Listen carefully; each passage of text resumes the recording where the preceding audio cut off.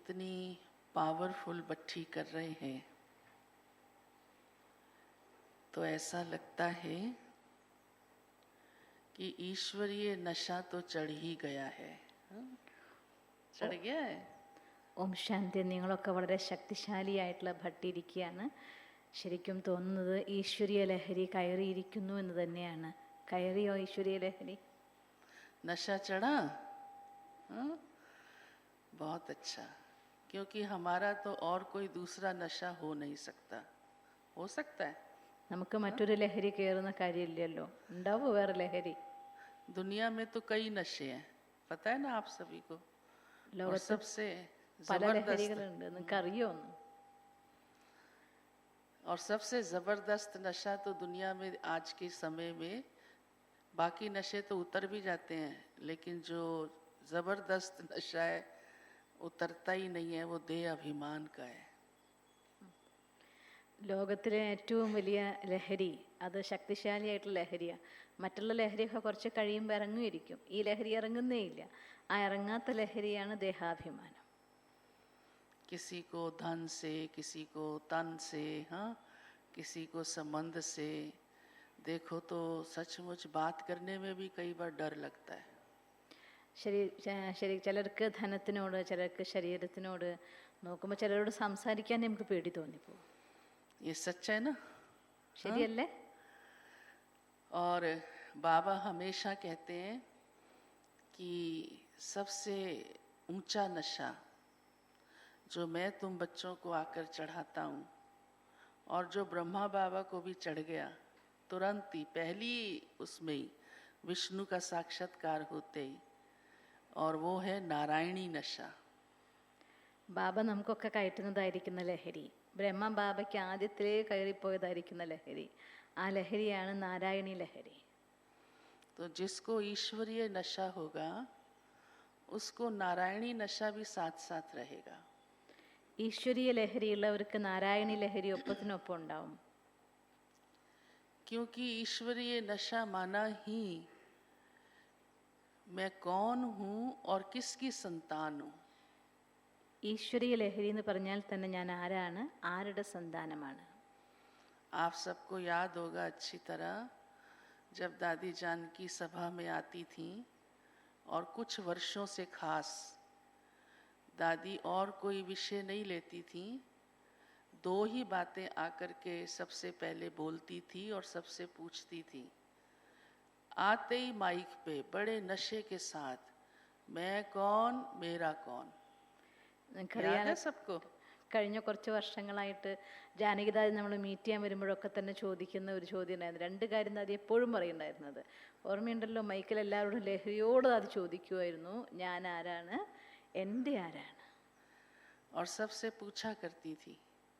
अब सोचने की बात है, दादी को भी पता है कि इनको तो पता है मैं कौन हूँ, है ना? इनको ये भी पता है मेरा कौन है. ചിന്തിക്കേണ്ട ഒരു കാര്യം ദാദിക്കും അറിയാം, ഈ ചോദ്യം ചോദിക്കുന്ന ദാദി ചോദിക്കുന്ന ആളുകൾക്കും അറിയാം ഞാൻ ആരാണ്. പിന്നെയും ദാദി എന്തുകൊണ്ടാണ് ചോദിക്കുന്നത് ഞാൻ ആരാണെന്ന്, എൻ്റെ ആരാണെന്ന്. फिर भी दादी हमेशा आके कहती, मैं कौन, बोलो मैं कौन, मेरा कौन. अब आप सोचो, इन महावाक्यों से या इन अनमोल शब्दों से क्या महसूस होता है? എന്തുകൊണ്ടാണ് എല്ലാവർക്കും അറിഞ്ഞിട്ടും ഇത്ര ലഹരിയോട് കൂടി ദാദി ഞാൻ ആരാണ്, എൻ്റെ ആരാണ് ചോദിച്ചിരുന്നത്? അപ്പം ആ മഹാവാക്യങ്ങളുടെ പിന്നിൽ എന്തായിരിക്കും രഹസ്യം? तो दादी के कहने से ही लगता था कि दादी को पूरी ईश्वरीय खुमारी चढ़ी हुई है. ദാദി പറയുമ്പോൾ ശരിക്കും തോന്നുമായിരുന്നു, ശരിക്കും ദാദിക്ക് ആ ഈശ്വരീയ ലഹരി കയറിയിട്ടുണ്ട്. किसी ने मेरे से कहा, बहुत अच्छे महारथी ने सवाल किया कि दादी हमेशा कहती है मैं कौन, मेरा कौन. अब ये तो सबको पता ही है. मैंने कहा पता तो है, लेकिन नशा नहीं है. नशा रहे ना. ഏതോ ഒരു മഹാരഥിയായിരുന്ന കുട്ടി ദീദിയോട് ചോദിച്ചു അത്രേ, ദാദി എന്തുകൊണ്ടാണ് എല്ലാ പ്രാവശ്യം വരുമ്പോഴും ഈ മേ കോൻ മേരാ കോൻ എന്ന് ചോദിച്ചുകൊണ്ടിരിക്കുന്നത് എന്ന്. അപ്പോൾ ദീദി ഉത്തരം പറഞ്ഞ്, അറിയാമെന്നുള്ളതൊക്കെ ശരിയാണ്, പക്ഷെ ആ ലഹരി ഉണ്ടോ എന്ന് ചോദിച്ചു. तो ईश्वरीय नशा शब्द जब हम कहते हैं, एक है ईश्वरीय ज्ञान, हाँ, और एक है ईश्वरीय नशा। दोनों में बड़ा फर्क है। ഈശ്വരീയ ലഹരി എന്ന് പറയുമ്പോൾ ഒന്ന് ഈശ്വരീയ ജ്ഞാനം, മറ്റൊന്ന് ഈശ്വരീയ ലഹരി. രണ്ടിലും വ്യത്യാസമുണ്ട്. तो ईश्वरीय ज्ञान तो हम सबको सहज मिल जाता है। नए विद्यार्थी को भी एक सप्ताह के अंदर, कई बड़े होशियार होते हैं, बड़ी जल्दी समझ भी लेते हैं। ഈശ്വരീയ ജ്ഞാനം വളരെ വേഗം മനസ്സിലാവുന്ന ഒന്നാണ്. പുതിയൊരാൾ ക്ലാസ്സിന് വരുമ്പോൾ തന്നെ നല്ല ബുദ്ധിശാലികളാണെങ്കിൽ ഒരാഴ്ച കൊണ്ട് നന്നായി മനസ്സിലാക്കുമല്ലോ. पर नशा चढ़ जाए, क्योंकि जब ईश्वरीय नशा चढ़ता है तो फिर माया का नशा नहीं रह सकता, वो उतर जाएगा. പക്ഷെ ലഹരി കയറുന്നത്, ഈശ്വരീയ ലഹരി കയറുന്നവർക്ക് പിന്നെ മായയുടെ ലഹരി കയറില്ല. അതോടെ ആ മായ ലഹരി ഇറങ്ങിപ്പോവും. क्योंकि हम सब के 63 जन्मों के जो संस्कार है ना, वो मायावी नशे के हैं. കാരണം 63 ജന്മമായിട്ടുള്ള നമ്മുടെ സംസ്കാരം ഉണ്ടല്ലോ, മായാവി ലഹരിയാണ്. अब मायावी नशा क्या है, बाबा सुनाता ही है कि उसका जो बीज है वो तो देह अभिमानी है. हाँ, देह अभिमान का ही नशा कहेंगे ना. മായയുടെ ലഹരി എന്താ ബാബ കേൾപ്പിക്കുന്നുണ്ടല്ലോ, അതിന്റെ വിത്ത് എന്താണ്? ദേഹാഭിമാനം. अभी मान लिया जाए किसी के पास धन बहुत ज़्यादा होता है, तो धन का ही नशा चढ़ा रहता है. उस धन के नशे में वो किसी को कुछ समझता ही नहीं. ചിലർക്ക് ധനം ഉണ്ടാവും, ധനത്തിന്റെ ലഹരിയായിരിക്കും. ആ ലഹരി കയറുന്നവർ ഞാൻ എന്തോ ആണെന്നുള്ള വിചാരത്തിലായിരിക്കും. तो भले बाबा के हम बच्चों को उतना वो नशा उस रीति से नहीं होता है, मायावी नशा उतर जाता है, ज्ञान से भी समझ जाते हैं, लेकिन पूरी तरह ईश्वरीय नशा चढ़े तो मायावी हटे. നമ്മൾ കുട്ടികൾക്ക് അങ്ങനെ ലഹരി കയറില്ല. ഈശ്വരീയ ലഹരി ഞാൻ അറിഞ്ഞ കുട്ടികളാണല്ലോ. പക്ഷേ പൂർണ്ണമായിട്ടും ആ മായാലഹരി കയറണമെങ്കിൽ ഈ ഈശ്വരീയ ലഹരി പൂർണ്ണമായിട്ട് കയറണം. तो इसीलिए हमने कहा नशे तो दुनिया में भी कई हैं. हाँ, तन का भी नशा होता है, मैं बहुत सुंदर हूँ. संतान का भी नशा होता है, मेरी संतान इतनी हाईली क्वालिफाइड है. कई प्रकार के स्टेटस का भी नशा होता है, पर वो उतरता बहुत धीरे धीरे है. ലോകത്തിൻ്റെ ലഹരികൾ പല വിധത്തിലുണ്ട്. ചിലർക്ക് നല്ല സൗന്ദര്യമാണെങ്കിൽ ആ സൗന്ദര്യത്തിൻ്റെ ലഹരി, ചിലർക്ക് നല്ല സന്താനമാണെങ്കിൽ എൻ്റെ കുട്ടി ഭയങ്കര ക്വാളിഫൈഡ് ആണെന്നുള്ള ലഹരി, ചിലർക്ക് ധനത്തിൻ്റെ ലഹരി അല്ലെങ്കിൽ സ്റ്റാറ്റസിൻ്റെ ലഹരി. ഈ ലഹരിയൊക്കെ ഇറങ്ങാൻ കുറച്ച് സമയമെടുക്കും. उसमें क्यों समय लगता है? क्योंकि ईश्वरीय नशा अभी पूरा नहीं चढ़ा. എന്തുകൊണ്ടാണ് സമയം എടുക്കുന്നത്? ഈശ്വരീയ ലഹരി പൂർണ്ണമായി കയറാത്തത് കൊണ്ടാണ്. तो बाबा को यही सबसे पहली बात, बाबा के जीवन में परिवर्तन आ गया. ऐसे तो लौकिक रीति से बाबा को भी अनेक प्रकार की बातों का नशा हो सकता था, परंतु बाबा के स्वभाव में क्योंकि नम्रता थी और भक्ति भाव के संस्कार थे और सेवा के संस्कार थे, दान पुण्य के थे, तो बाबा को अपने धन का, मान शान का, प्रतिष्ठा का, दान पुण्य का उल्टा नशा नहीं चढ़ा. രമ ബാബയ്ക്ക് ആദ്യത്തിലെ ലഹരി കയറി. ബാബയ്ക്കും ലൗകികത്തിൽ നോക്കുകയാണെങ്കിൽ കുറേ ലഹരികൾ ഉണ്ടായിരുന്നല്ലോ. ഭക്തിയുടെ ലഹരി, ശ്രേഷ്ഠമായിട്ടുള്ള ഭക്തനായിരുന്നു, ദാനപുണ്യത്തിൻ്റെ, സംസ്കാരത്തിൻ്റെ, ഇങ്ങനെയുള്ള ഒരുപാട് നല്ല നല്ല കാര്യങ്ങളുടെ ലഹരികൾ ബാബയ്ക്ക് വേണമെങ്കിൽ കയറാമായിരുന്നു. പക്ഷെ ഇതിൻ്റെ ഒന്നും വിപരീതമായ രീതിയിൽ ലഹരി ബാബയ്ക്ക് കയറിയിട്ടുണ്ടായിരുന്നില്ല. കാരണം വിനയ സ്വഭാവം ബാബയ്ക്ക് ഉണ്ടായിരുന്നു. वो भी बाबा को चढ़ तो सकता था ना, या नहीं चढ़ सकता था? ബാബയ്ക്കും ആ ലഹരിയൊക്കെ ഉണ്ടാകാമായിരുന്നല്ലോ അല്ലേ? അതോ ഉണ്ടാവാൻ പാടില്ല എന്നുണ്ടോ? क्योंकि बाबा किसी बात में कोई कम तो नहीं था. കാരണം ബാബ ലൗകിക ലോകത്തിൽ ഒരു കാര്യത്തിലും കുറവായിരുന്നില്ലല്ലോ. बाबा की लौकिक पर्सनैलिटी भी बड़ी जबरदस्त थी, मालूम है? ബാബയുടെ ലൗകിക വ്യക്തിത്വം വളരെ ശക്തിശാലി പേഴ്സണാലിറ്റി ആയിരുന്നു. നിങ്ങൾക്കറിയോ? मना देखने में भी बाबा की हाइट, बाबा की जो भी लौकिक रीति से देखा जाता है, नैन नक्श, कलर, सब फेयर, बहुत अच्छी बाबा की इमेज, एक पर्सनैलिटी प्रभाव डालती थी. ബാബയുടെ വ്യക്തിത്വം, ബാബയുടെ ഹൈറ്റും പിന്നെ ആ ഒരു ആകർഷണമൂർത്തിയായിരിക്കുന്ന രൂപവും പെരുമാറ്റവും എല്ലാം കൊണ്ടും അങ്ങനെയുള്ള ഹൈ പേഴ്സണാലിറ്റി ആയിരുന്നു ബാബ. और कई बार विदेशी तो बाबा को चाहे साकार में नहीं देखा, बाबा का चित्र देख करके भी, आर्टिस्ट भी बाबा के भिन्न भिन्न ढंग से चित्र बनाते हैं ना, अपने बाबा के चित्र साकार के कई बने हुए हैं, फरिश्ते स्वरूप का भी है, साकार स्वरूप का भी है।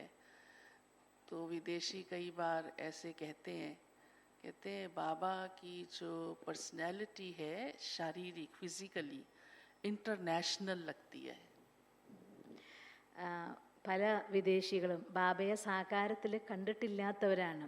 പക്ഷെ ആർട്ടിസ്റ്റുകൾ ബാബയുടെ പല രീതിയിലുള്ള ചിത്രങ്ങൾ ഉണ്ടാക്കുന്നുണ്ടല്ലോ, ബാബ ഇരിക്കുന്നതായിട്ടും പിന്നെ കുട്ടികൾക്ക് അങ്ങനെ ഫരിസ്തയുടെ രൂപത്തിൽ ഒരുപാട് അങ്ങനെയുള്ളതായിട്ടുള്ള ചിത്രങ്ങൾ കണ്ടിട്ട് വിദേശികൾ പറയുമത്രേ ബാബയുടെ പേഴ്സണാലിറ്റി ഉണ്ടല്ലോ അത് ഇൻ്റർനാഷണൽ പേഴ്സണാലിറ്റിയാണ് എന്ന് പറയുമായിരുന്നു.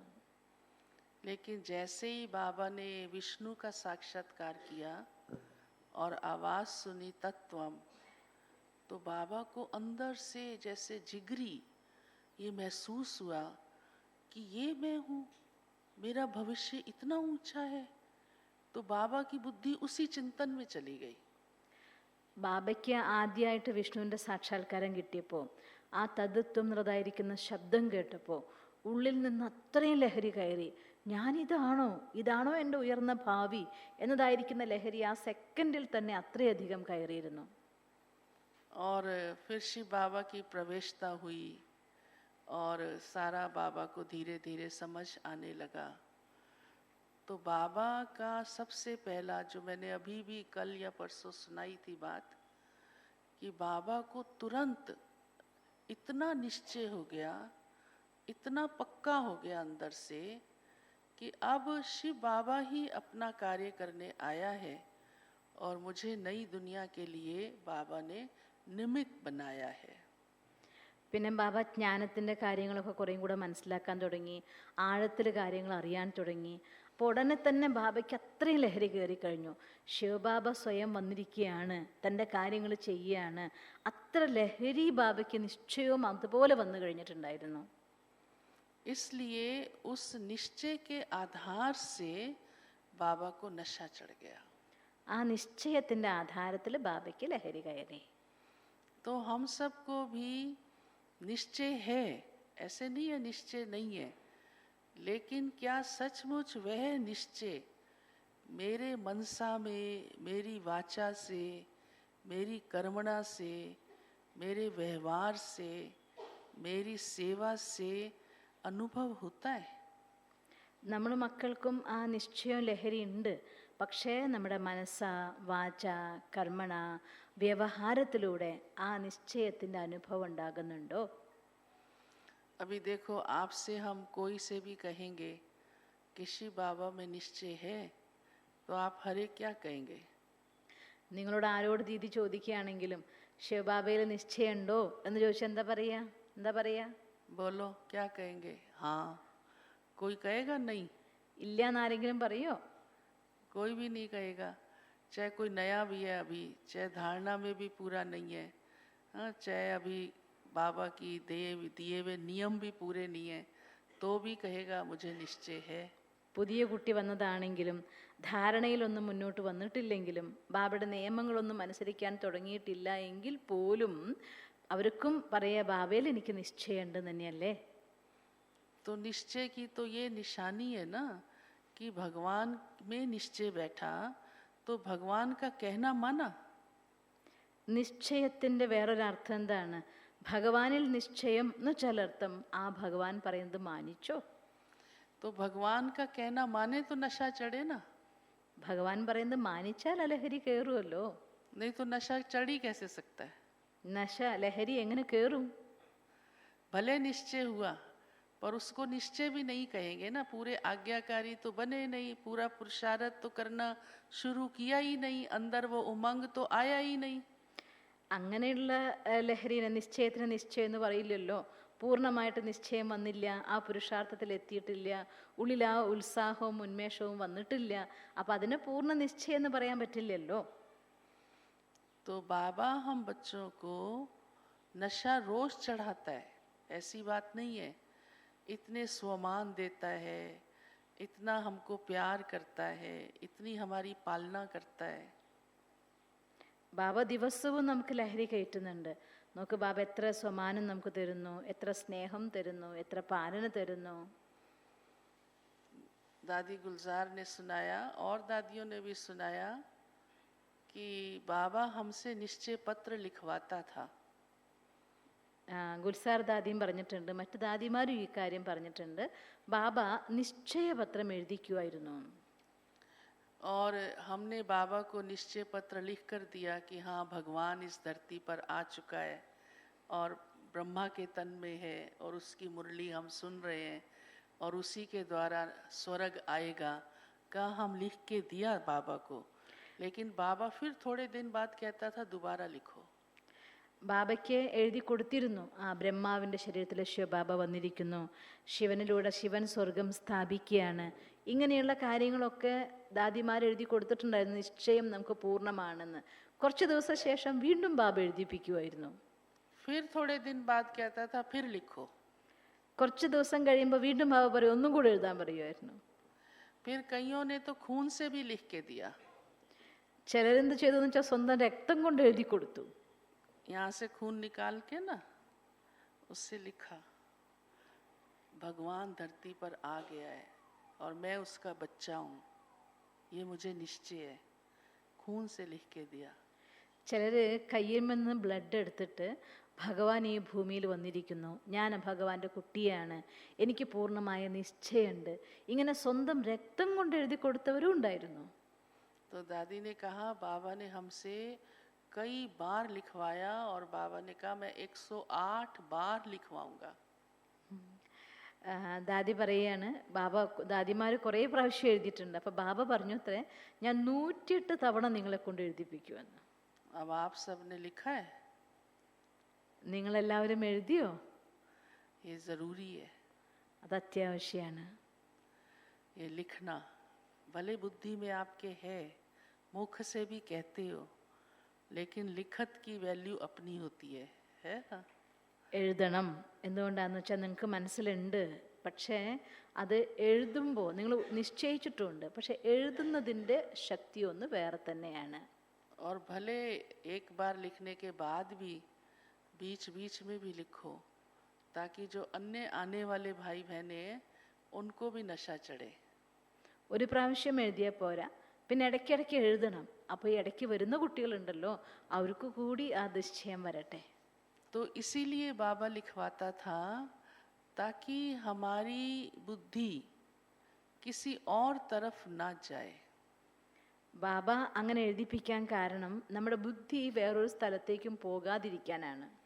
अभी कई बार देखो आपने मुरलियों में पढ़ा होगा, बाबा कहता है एक से ही सुनो और किसी से नहीं सुनो. कहता है ना ऐसे. നിങ്ങൾ മുരളിയിൽ കേട്ടിട്ടുണ്ടാവും ബാബ പറയുന്നത്, ഒരാളിൽ നിന്ന് മാത്രം കേൾക്കണം, വേറൊരാളിൽ നിന്ന് കേൾക്കരുത് എന്ന്. കേട്ടിട്ടുണ്ടോ? ഇന്നലെ ഉണ്ടായിരുന്നല്ലോ, കൽബിത്താന ദീദി.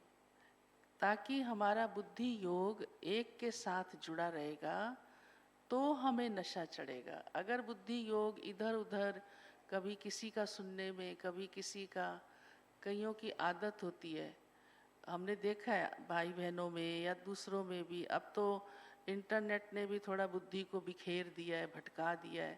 कहेंगे फलाना बहुत बड़ा महात्मा है, बड़ी अच्छी बातें सुनाता है, तो थोड़ी सी सुनने में हर्जा क्या, उसने कोई खराब बात थोड़ा सुनाई. പറയുകയാണ് ദീദി, ഞാൻ കേട്ടിട്ടുണ്ട് പലരും സംസാരിക്കുന്നത്, വിദ്യാർത്ഥികൾ സംസാരിക്കുന്നതും അല്ലാത്തവർ സംസാരിക്കുന്നതൊക്കെ കേട്ടിട്ടുണ്ട്. ഇപ്പോഴാണെങ്കിൽ ഇൻ്റർനെറ്റിലൂടെ നമ്മുടെ ബുദ്ധി നന്നായിട്ട് പിടിച്ചു കൊണ്ടുപോകുന്നുണ്ടല്ലോ. ഇന്ന മഹാത്മ സംസാരിക്കുന്നത് കേൾക്കാൻ നല്ല രസമാണ്, കേൾക്കാൻ കുറച്ച് കേട്ടാൽ ഇപ്പം എന്താ കുഴപ്പം എന്ന് പറയുന്നത് കേട്ടിട്ടുണ്ട്. लेकिन बुद्धि गई तो सही ना दूसरी तरफ. ബുദ്ധി വേറെ വശത്തേക്ക് പോയല്ലോ. भले वो महात्मा है पर है तो आत्मा ना. ഒരു മഹാത്മാവാണ്, എന്നാലും ആത്മാവാണല്ലോ. परमात्मा तो नहीं है ना. പരമാത്മാവൊന്നും അല്ലല്ലോ. तो जब हमें परम आत्मा का रोज ज्ञान मिल रहा है और वो सागर है, तो उसके बाद तो कुछ जरूरत ही नहीं रहती. പരമാത്മാ നമുക്ക് ദിവസവും ജ്ഞാനം തരും. അത് സാഗരം തന്നെ തരുമ്പോൾ പിന്നെ മറ്റു ഭാഗത്ത് പോകേണ്ട കാര്യം എന്താ ഉള്ളത്? तो जिसको नशा चढ़ा हुआ होगा उसकी बुद्धि कहीं नहीं जाएगी. ലഹരി കയറിയവരുടെ ബുദ്ധി എവിടേക്കും പോവില്ല. उसको कुछ भी ज़रूरत नहीं पड़ेगी इधर उधर के ज्ञान की। അവരുടെ ബുദ്ധിക്ക് ഒരിക്കലും അവിടുത്തെ ഇവിടുത്തെ ജ്ഞാനത്തിൻ്റെ ആവശ്യമില്ല. मैं कई बार कईयों को ये बात कहती हूँ, क्लास में भी कहती हूँ, दिल्ली के अंदर भी, कि आप लोग कई बार अच्छी अच्छी बातें इधर उधर की सुनाते हो पढ़ पढ़ के, हाँ, या व्हाट्सएप करते रहते हो कैसे कैसे, माना अच्छी बातों की, खराब तो ब्रह्मा कुमार करेगा नहीं, ब्रह्मा कुमारी करेगी नहीं, लेकिन कहीं स्लोगन पढ़ लिया, फोटो खींच रहे हैं, कहीं किसी अज्ञानी के घर गए, कुछ देख लिया, फोटो खींच के भेजा, भले वो अच्छी बात है, लेकिन वो कही हुई किसकी है? ദീദി ദീദി ക്ലാസ്സിൽ പറയാറുണ്ട്, ഡൽഹിയിലും ക്ലാസ്സിൽ പറയാറുണ്ട്. ഇപ്പോൾ പിന്നെ വാട്സപ്പിലൂടെയൊക്കെ കുറേ ഷെയറിങ് നടക്കുമല്ലോ. നല്ല നല്ല കാര്യങ്ങളാണ്, മോശമായിട്ടുള്ളതൊന്നുമില്ല. ഏതെങ്കിലും സ്ഥലത്ത് നല്ല വാക്യം എഴുതിയത് കണ്ടു, അല്ലെങ്കിൽ ആരെങ്കിലും വീട്ടിൽ പോയി അങ്ങനെയുള്ളത് എഴുതി വെച്ചതോ നല്ലതോ കണ്ടു, ഉടനെ അതിൻ്റെ ഫോട്ടോ എടുത്തു വാട്സപ്പിലൂടെ ഷെയറിങ് നടത്തി. നല്ല കാര്യമാണ്, പക്ഷേ അത് ആര് പറഞ്ഞ കാര്യമാണ്? तो कही हुई तो किसी मनुष्य आत्मा की है ना. പറഞ്ഞത് എന്തായാലും ഒരു മനുഷ്യാത്മാവല്ലേ. आपको इतना बाबा के साथ प्यार है, निश्चय है, तो जो बाबा कहता है वो पॉइंट भेज दो. നിങ്ങൾക്ക് ബാബയോട് അത്ര സ്നേഹമുണ്ട്, നിശ്ചയമുണ്ട് എങ്കിൽ ബാബ എന്ത് പോയിന്റാണോ പറയുന്നത് അത് നിങ്ങൾ അയച്ചു കൊടുക്ക്. हमारा इतना साहित्य है, इतने चित्र हैं, वो भेज दो. നമുക്ക് എത്ര സാഹിത്യമുണ്ട്, എത്ര ചിത്രങ്ങളുണ്ട്, അത് അയച്ചു കൊടുക്ക്. तो सेवा भी बाबा हम बच्चों को इसीलिए देता है ताकि हमारा नशा चढ़े. സേവ ബാബ നമുക്ക് തരുന്നത് നമ്മുടെ ലഹരി കയറാൻ വേണ്ടിയിട്ടാണ്. इसलिए ब्राह्मण जीवन क्योंकि सबसे अलग जीवन है, ബ്രാഹ്മണ ये बहुत बड़ा चैलेंज है. ബ്രാഹ്മണ ജീവിതം ഒരു വേറെ ജീവിതം തന്നെയാണ്. ഇതൊരു വലിയ ചലഞ്ചാണ്. ये परीक्षा आप सब देते हो, इसमें पास हो. ഈ പരീക്ഷ നിങ്ങളൊക്കെ കൊടുക്കുന്നവരാണ്, പാസ്സായവരുമാണ്.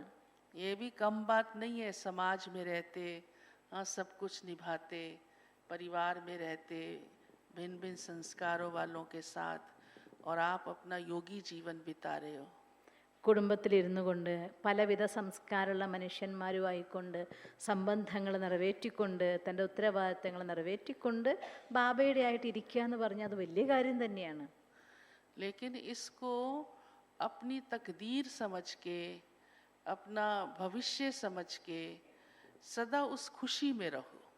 പക്ഷെ ഇതെൻ്റെ ഭാഗ്യമാണെന്ന് മനസ്സിലാക്കിക്കൊണ്ട്, നമ്മുടെ ഭാവിയാണെന്ന് മനസ്സിലാക്കിക്കൊണ്ട് ആ ലഹരിയിലിരിക്കൂ.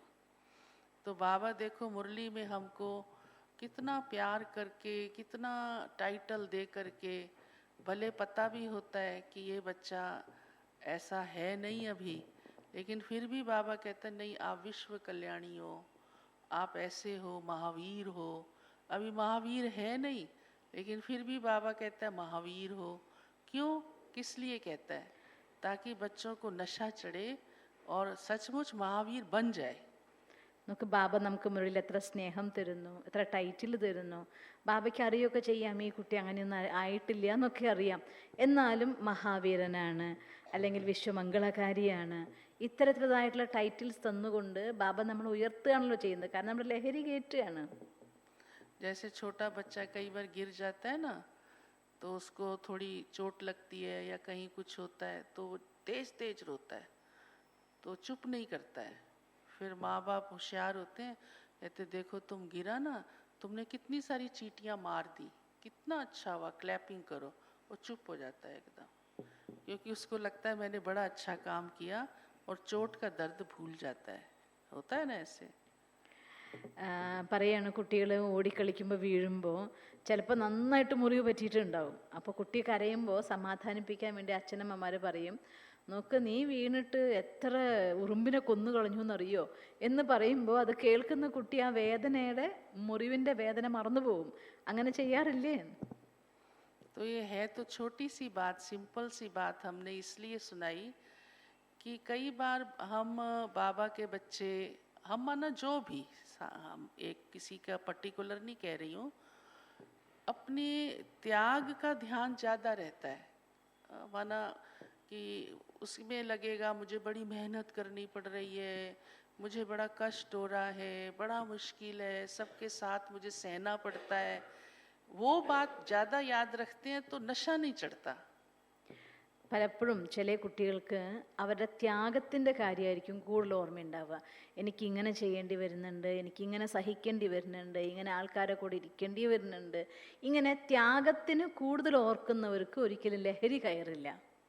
लेकिन ये बुद्धि में रखो कि ये तो अच्छा है, यही तो पुरुषार्थ है, ऐसा करने से ही तो मेरे जीवन से विकार जा रहे हैं, मेरी आत्मा ऊंची उठ रही है, मैं देवता बन रहा हूँ, तो नशा चढ़ेगा ना। അതേസമയം മറിച്ച് ചിന്തിക്കുന്നത് നല്ലതാണ്. ഇങ്ങനെയൊക്കെ ഉണ്ടാകുമ്പോഴല്ലേ എൻ്റെ ഉള്ളിലായിട്ടുള്ള വികാരങ്ങളൊക്കെ പോവുള്ളൂ, എന്നാലല്ലേ ഞാൻ ദേവതയാകുള്ളൂ. ഈ രീതിയിൽ ചിന്തിക്കും തോറും നിങ്ങളുടെ ലഹരി കയറിക്കൊണ്ടേയിരിക്കും. तो रोज अपना सबसे मूल मंत्र, रोज अपना एक स्वमान याद रखो. ഒരു കാര്യം മൂലമന്ത്രം പോലെ ഓരോ ദിവസവും ഒരു സ്വമാനത്തിനെ ഓർമ്മിക്കണം. तो आपको नशा रहेगा, അപ്പം നിങ്ങൾക്ക് ആ ലഹരി ഉണ്ടാകും. क्योंकि स्वमान का अर्थ ही ये है कि मैं आत्मा ऐसी हूँ. കാരണം സ്വമാനത്തിൻ്റെ അർത്ഥം തന്നെ ഞാൻ ആത്മ ഇങ്ങനെയാണ്. जैसे बाबा कहता है आप मास्टर सर्वशक्तिवान हो, तो माना मैं आत्मा मास्टर सर्वशक्तिवान हूँ. ബാബ പറയുകയാണ് നിങ്ങൾ മാസ്റ്റർ സർവശക്തിവാൻ എന്ന് വെച്ചാൽ അർത്ഥം ഞാൻ ആത്മ മാസ്റ്റർ സർവശക്തിവാനാണ്. आपको अनुभव भी होगा, कई बार देखो ऑफिस में मान लिया जाए आपका कोई बॉस है बड़ा, हाँ, या मालिक चक्कर लगाने आया और उसने आपकी पीठ थपथपा दी और कहा काम बड़ा अच्छा करते हो, इतना ही कहा और वो रुक के भी नहीं कहा, कहता कहता आगे चला गया. आपको कितना नशा चढ़ जाता है. कान में वही शब्द गूंजते रहेंगे बार बार, हाँ, वही शब्द आते रहेंगे, अगले दिन भी आएंगे, अगले दिन भी आएंगे. ദീദി പറയാൻ നോക്ക്, നിങ്ങളൊരു ഓഫീസിൽ വർക്ക് ചെയ്യാന്ന് വിചാരിക്കുക.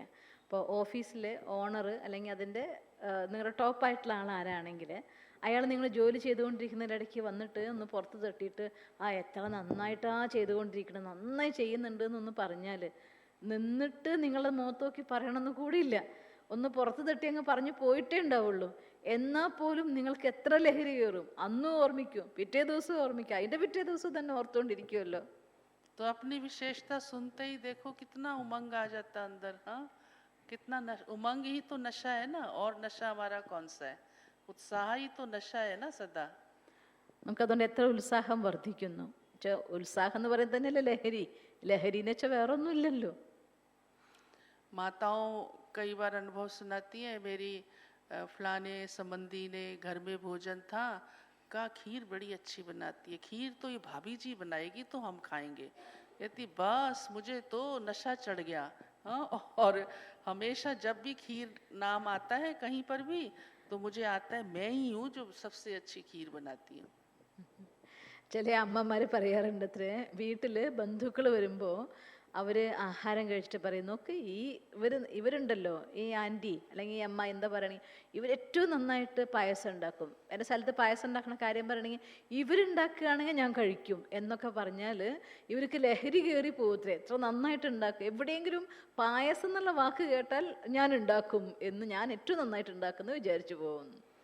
हमारे पास एक बहन है, वो खाना बनाती है बहुत अच्छा अच्छा, लेकिन जब तक हम उसको कह ना दें ना ये अच्छा बना है तो उसका चेहरा खिलता नहीं है. तो हमको समझ में आ गया है कि ये कहना ज़रूरी है, क्योंकि अच्छा तो है ही लेकिन हम हमेशा तो कहेंगे नहीं ना. अच्छा खा लिया ठीक है, लेकिन जब हम कहते हैं आज आपने बड़ा अच्छा खाना बनाया, तो बस उसके नैन चैन सारे और उसका चलना आना खिलाना का ढंग ही बदल जाता है. एकदम उसको खुशी चढ़ जाती है, नशा चढ़ जाता है. നമുക്ക് ഞങ്ങളുടെ അടുത്തൊരു ബഹനുണ്ട്, നന്നായിട്ട് ആഹാരം ഉണ്ടാക്കാൻ കഴിപ്പിക്കുകയും ചെയ്യും. അപ്പോൾ അവർക്ക് ആഹാരം ഉണ്ടാക്കി കഴിപ്പിക്കുമ്പോൾ നന്നായിട്ടുണ്ട് ആഹാരം എന്ന് കേട്ടാൽ അവരുടെ മുഖവും അവരുടെ പെരുമാറ്റവും കഴിപ്പിക്കലും എല്ലാം കുറച്ചും കൂടെ കൂടുതലാവും, വളരെ നന്നാവും അത്രേ. അപ്പം മനസ്സിലായി അങ്ങനെ പറയുന്നത് നല്ലതാണ്, അവർക്ക് സന്തോഷമാകുമ്പോൾ അവർ നന്നായി ചെയ്യുമെന്ന് എനിക്ക് മനസ്സിലായി. ആ പറയുമ്പോൾ അത്രയ്ക്ക് അവർ ലഹരി കയറിപ്പോവും. और भगवान हमको रोज कहे तुम मेरे लाडले बच्चे हो और हमें नशा ना चढ़े. പക്ഷെ ഭഗവാൻ ദിവസവും നമ്മളോട് പറയുക, നീ എൻ്റെ ഏറ്റവും പ്രിയപ്പെട്ട കുട്ടിയാണ്. എന്നിട്ട് ആ ലഹരി കയറുന്നുണ്ടോ? भगवान कहे रोज मीठे बच्चे हमें नशा न चढ़े। ഭഗവാൻ പറയാണ് എൻ്റെ മധുരമായ കുട്ടീന്ന്, എന്നിട്ട് ലഹരി കയറുന്നുണ്ടോ? ईश्वर स्वयं हमें कहे नमस्ते और हमें नशा न चढ़े। ഈശ്വരൻ ദിവസവും പറയുകയാണ് നമസ്തേ, എന്നിട്ട് നമുക്ക് ആ ലഹരി കയറുന്നുണ്ടോ? तो सचमुच मैंने सिर्फ कानों से सुना या दिल से वो बात स्वीकार की और दिल से लगी?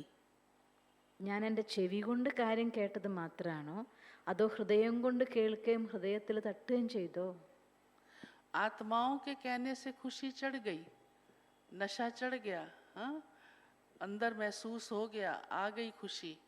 और भगवान मुझे क्या कह रहा है, कितनी ऊंची बात कह रहा है। ആത്മാക്കൾ പറഞ്ഞപ്പോൾ ലഹരി കയറി, സന്തോഷം കയറി.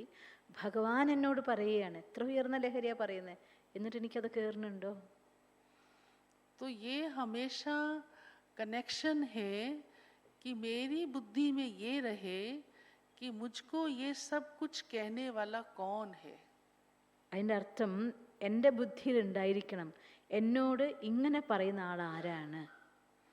इसीलिए दादी जानकी आके कहती कि मेरा कौन, मैं कौन, मेरा कौन।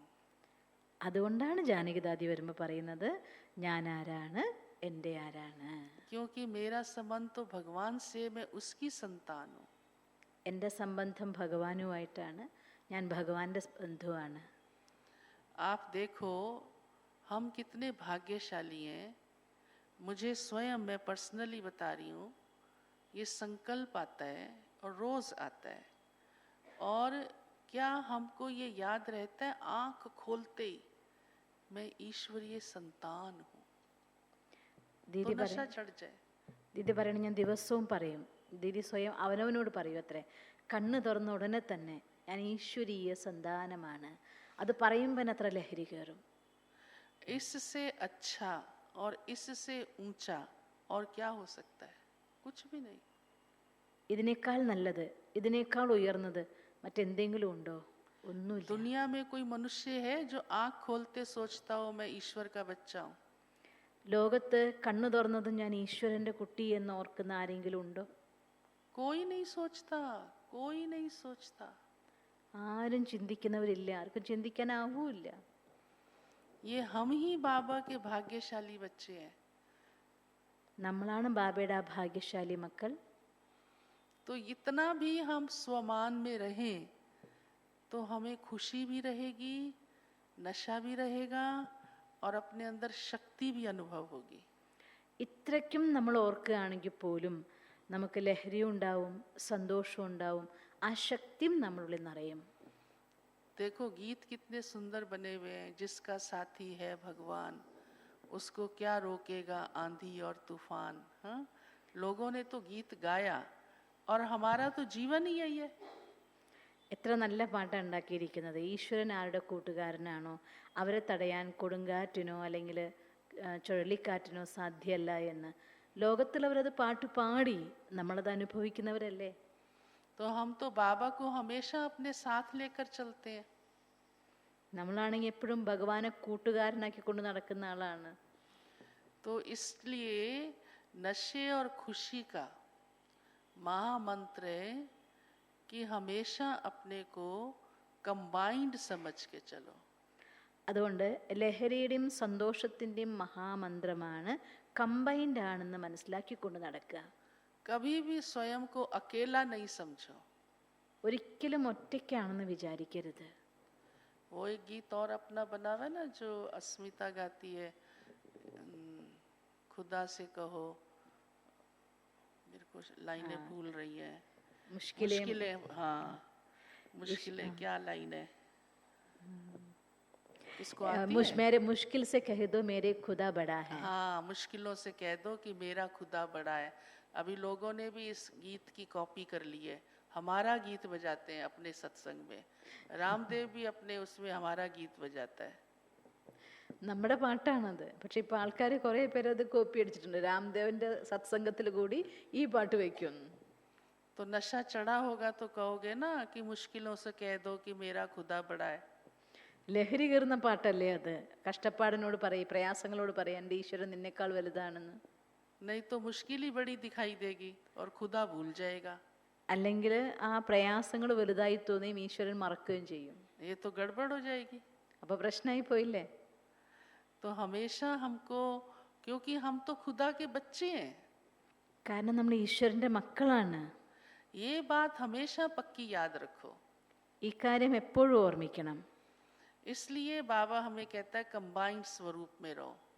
അതുകൊണ്ടാണ് ബാബ നമ്മളോട് പറയുന്നത് കമ്പൈൻഡ് സ്വരൂപത്തിലിരിക്കൂ. चाहे बाप बच्चे के स्वरूप से रहो, चाहे टीचर स्टूडेंट के स्वरूप से रहो, हैं, चाहे गुरु, हम भले शिष्य नहीं है, फॉलोअर नहीं है, लेकिन उसके साथी तो है ना, उससे पढ़ने वाले तो है ना, उस रूप में रहो, किसी भी रूप से, लेकिन कंबाइंड रहो। അച്ഛനും മോനും ആയിട്ടാണെങ്കിലും ടീച്ചറും വിദ്യാർത്ഥിയായിട്ടാണെങ്കിലും ഗുരു ശിഷ്യൻ, ശിഷ്യന്ന് ബാബ നമ്മളാരും ശിഷ്യന്മാരാക്കിയില്ല, എന്നാലും നമ്മൾ ആ ബാബയുടെ സ്വന്തം ആണല്ലോ, ബാബയുടെ ഫോളോ ചെയ്യുന്ന ആളുകളാണല്ലോ.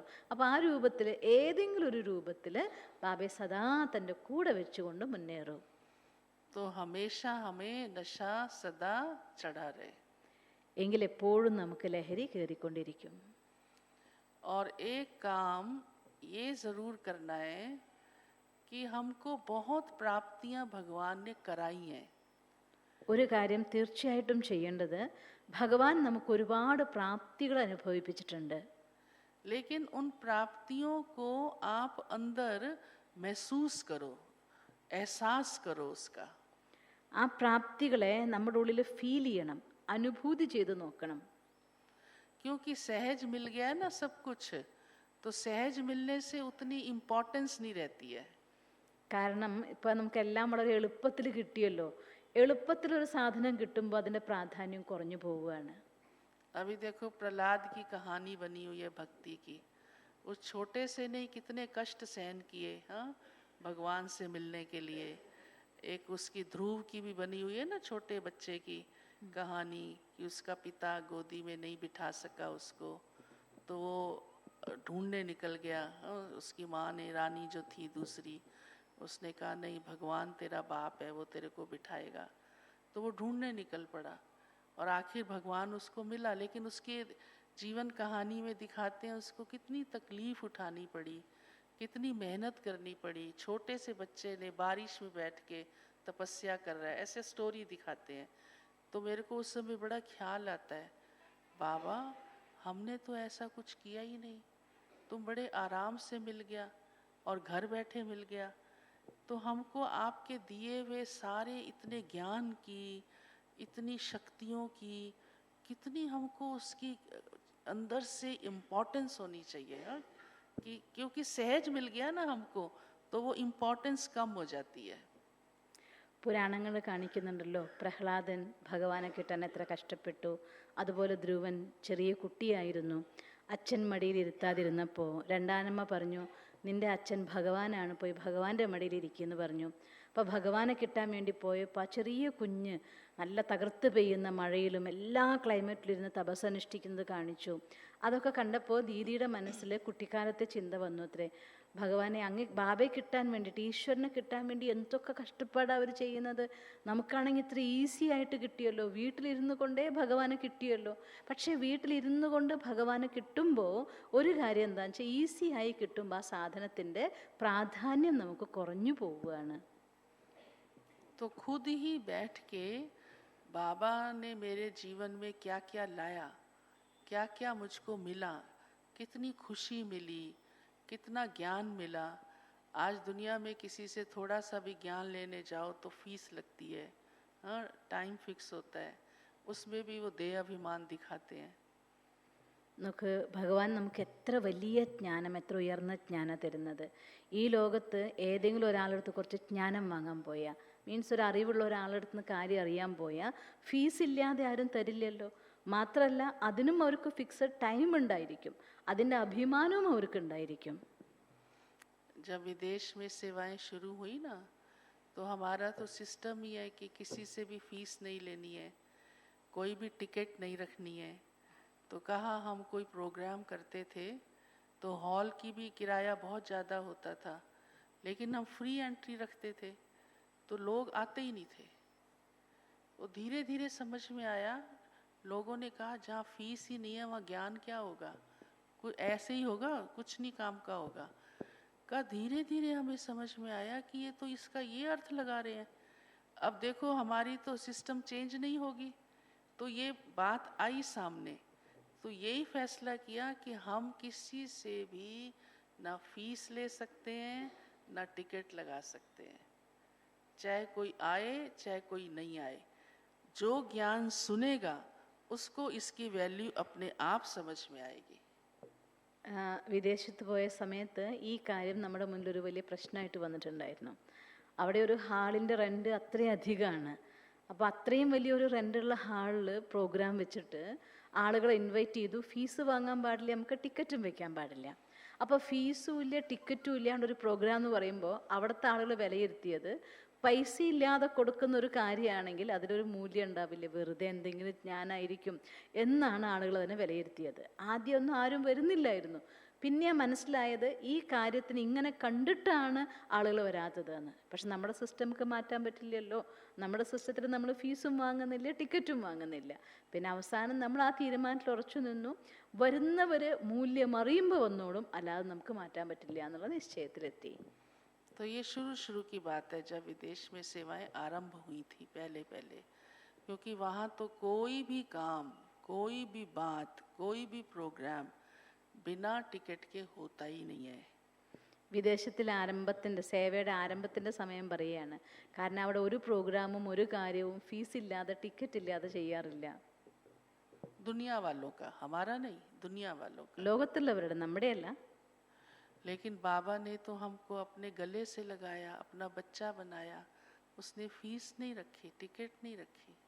പക്ഷെ ബാബ നമ്മളെ കുട്ടികളാക്കി, നമ്മളെ മാറോട് അണച്ചു, നമുക്ക് സ്നേഹം തന്നു. ഒരിക്കലും ബാബ ടിക്കറ്റും ഫീസും ഒന്നും വാങ്ങിയില്ല.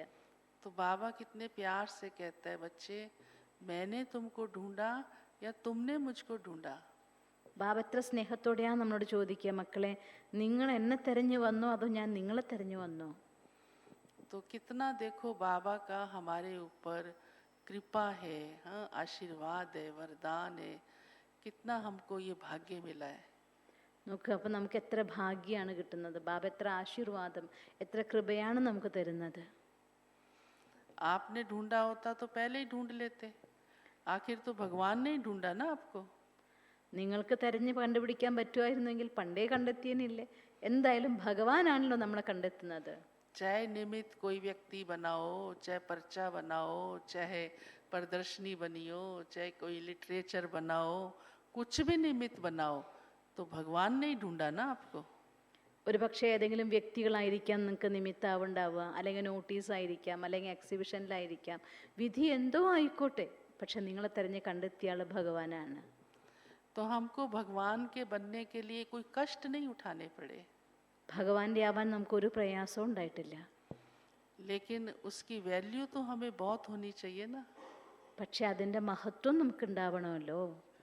तो ये भी बहुत ज़रूरी है, तब नशा और खुशी रहती है.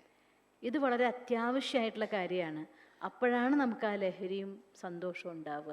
कि मुझे क्या मिला और किससे मिला. എനിക്ക് എന്താ കിട്ടിയിരിക്കുന്നത്, ആരിൽ നിന്നാണ് കിട്ടിയിരിക്കുന്നത്. भगवान मुझको रोज इतना खजाना दे रहा है, इतनी मेरी देख रेख रूहानी पालना कर रहा है. ഭഗവാൻ എനിക്ക് ഇത്രയും ഖജാനകൾ തരുന്നു, ദിവസവും എന്നെ പരിപാലിക്കുന്നു, എന്നെ നോക്കുന്നു. और मेरा फर्ज बनता है मैं उसका रिटर्न करूं. എൻ്റെ കർത്തവ്യമാണല്ലോ ഞാനതിന് തിരിച്ചു കൊടുക്കുക എന്നുള്ളത്. तो जब इस बात की हमको अहमियत होगी, इम्पोर्टेंस होगी, तो हमारा नेचुरल नशा रहेगा. ഈ കാര്യത്തിൻ്റെ പ്രാധാന്യവും മഹത്വവും ഉണ്ടാകുമ്പോഴാണ് നാച്ചുറലായിട്ട് നമുക്കതിന് ഇമ്പോർട്ടൻസ് ഉണ്ടാവുന്നത്. और अंदर आपको स्ट्रेंथ भी महसूस होगी. നിങ്ങൾക്കുള്ളിൽ ആ ശക്തിയും അനുഭവിക്കാൻ തുടങ്ങും. और खुशी भी रहेगी. സന്തോഷവും ഉണ്ടാകും. ओम शांति.